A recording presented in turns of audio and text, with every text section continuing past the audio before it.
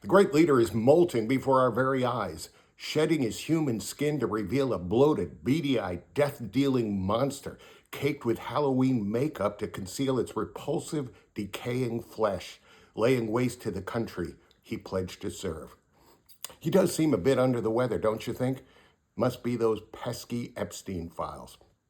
But even though he can no longer walk in a straight line, or change his own diaper, or remember who he's talking to, the great leader clings heroically to the principles that have made him the most powerful person in the world: white supremacy, greed, corruption, fear, vengeance, and sociopathic violence.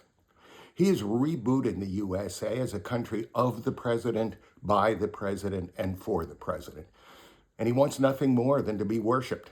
The golf championships he awards himself as the nation's preeminent cheater just aren't enough. As Caroline Levitt, the mean-spirited inflatable doll spokeshore, put it, he deserves the Nobel Prize. In his sick, twisted fantasy world inhabited only by himself and the entire Republican Party, the great leader claims to have stopped 6 or 9 wars, depending on whether the Adderall is kicked in. But none of the butt-smooching sycophants who hang on his every insult has the temerity to tell him that peace prizes aren't generally given to leaders who declare war on their own country.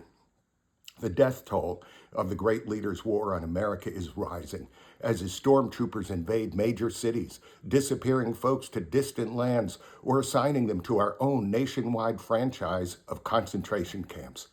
The poverty, famine, and illness from the shredding of the safety net is only beginning, and RFK Jr.'s crackpot campaign to bring back fatal diseases will jack up the great leader's body count, along with countless deaths of despair from addiction and self-harm.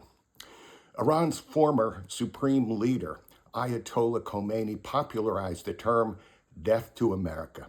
Now it's coming from inside the Oval Office by a strange, violent swamp creature whose membership in the human race has long since expired.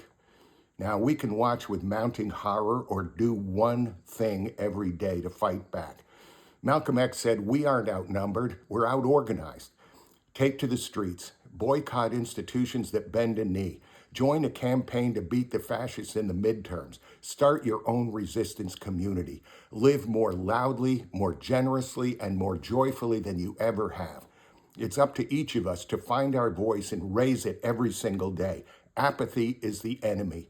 We are the last line of defense, and losing is not an option.